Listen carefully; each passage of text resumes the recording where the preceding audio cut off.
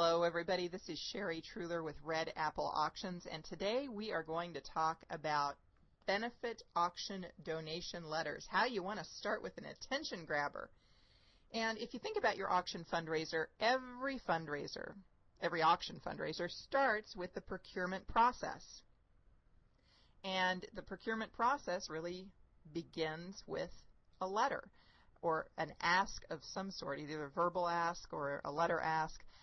But the idea being that we are hoping that whomever gets that letter is so compelled after reading what they wrote and is ready, more or less, to turn over a great donation that you can then sell at your fundraiser for money to help the charity.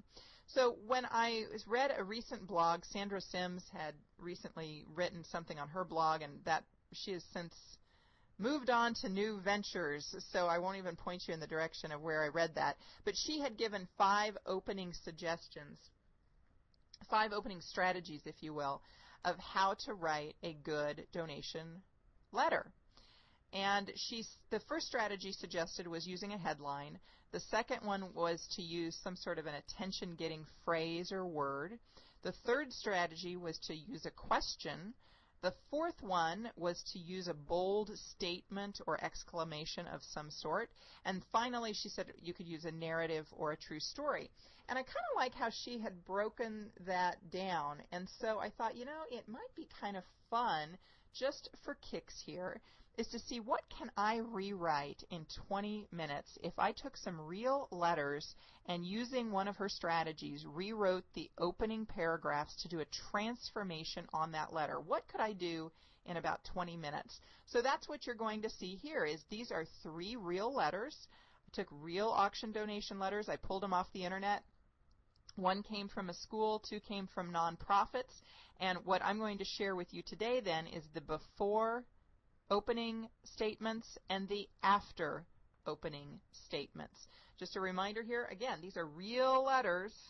I pulled out the pertinent details about the charity name or the location and so forth, just to make it less identifiable. But if you think that maybe that format looks a little too similar to what you sent out last year, well, maybe it was your letter. But if that's the case, you now have for free some recommendations on how to change that opening paragraph.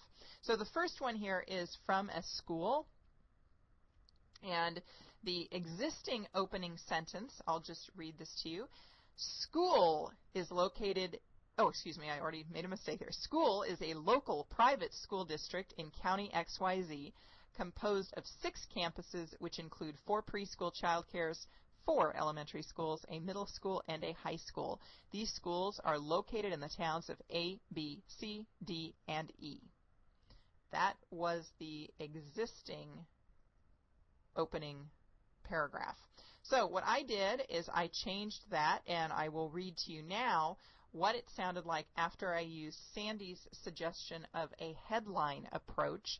And the headline approach, she had said to make it bolder, so I did. I made one of the sentences, the final sentence, bold, but then also to just kind of make it feel more like what you might see in a newspaper, that it's a little more crisp.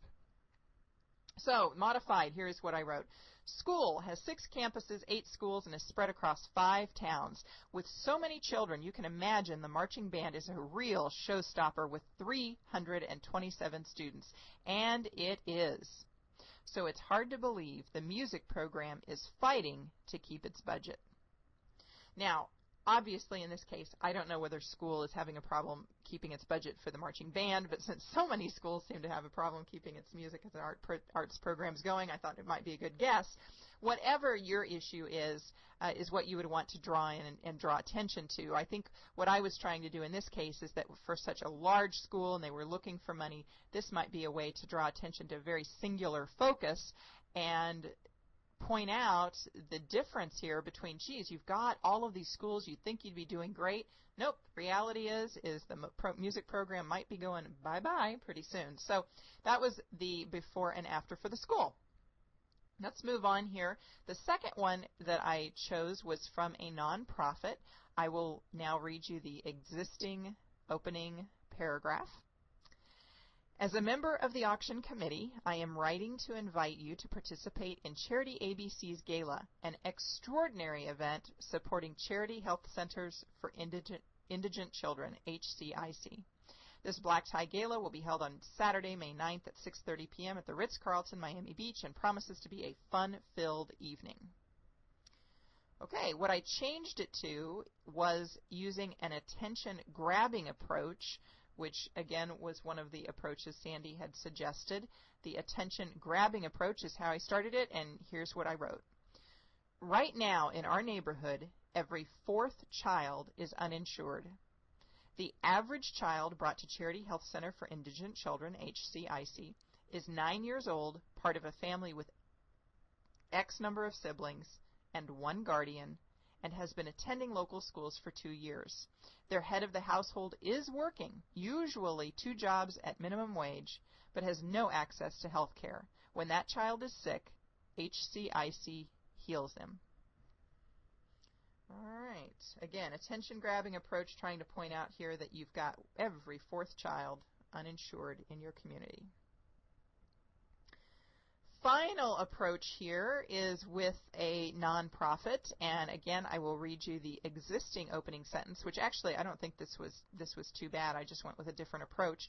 But here's the existing paragraph. Charity ABC, more popularly known as Charity, is the only organization in the United States that helps women who have experienced domestic violence and human trafficking to find financial independence through meaningful careers. Without the support of our community, we cannot continue to assist these women. This is why we invite you to join Charity at our annual fundraiser. And what I changed it to was using the narrative and true story approach, bringing a little bit more of the mission into the opening paragraph here. Jane Smith enjoys a well-paying editing job at Booz Allen, makes a monthly mortgage payment, and has just enrolled her son in private school. But 5 years ago, she walked through our doors with a broken nose, bruises on her body, and her 9-year-old son. After providing her with medical care, we put her through job search training, tweaked her resume, and developed her interview skills. She was offered 3 jobs. That is the power of Charity ABC. Today, I'm inviting you to help make a difference. Again, narrative and true story approach, bringing in Jane Smith's story right there to the opening paragraph to grab the attention of your readers. What you think? Big difference there? I think in some of them it really is. It can make a difference between really strong and powerful writing that's crisp and fun to read versus something that's more ma.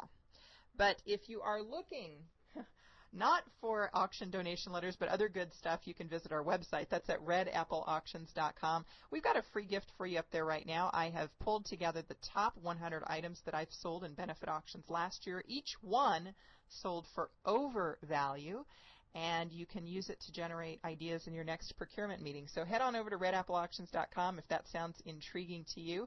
Hey, I'm Sherry Truhlar with Red Apple Auctions. Thank you so much for listening, and good luck to you in your charity auction.